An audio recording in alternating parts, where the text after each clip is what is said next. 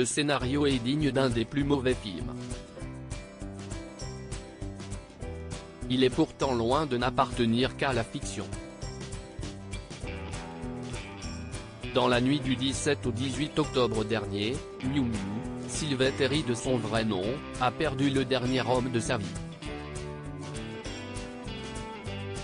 Jean Telet s'est éteint à l'âge de 69 ans, des suites d'une intoxication alimentaire subie quelques jours plus tôt après un dîner dans un restaurant du Marais, à Paris, où le couple avait ses habitudes.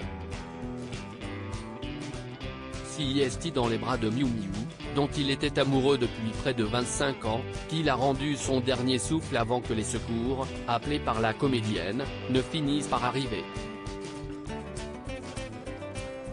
Miou Miou, qui a toujours avancé main dans la main avec lui, doit désormais continuer le chemin de sa vie toute seule. Ou presque.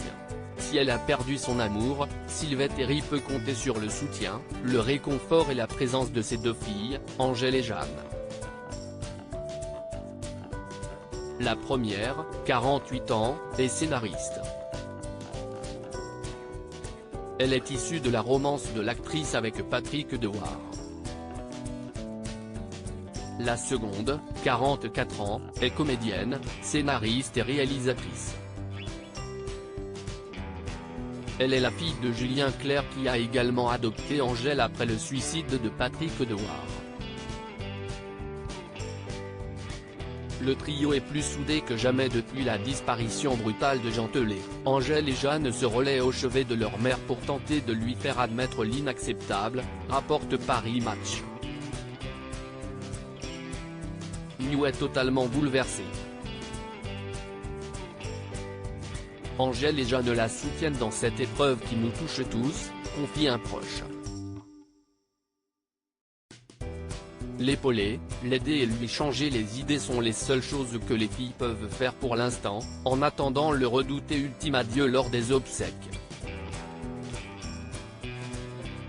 Ce dernier rendez-vous n'aura pas lieu tout de suite. Jean Telet ne pourra pas rejoindre sa dernière demeure tant que la lumière ne sera pas faite sur le drame, informe toujours Paris Match. Une enquête pour déterminer les circonstances exactes de cette disparition a d'ailleurs été ouverte.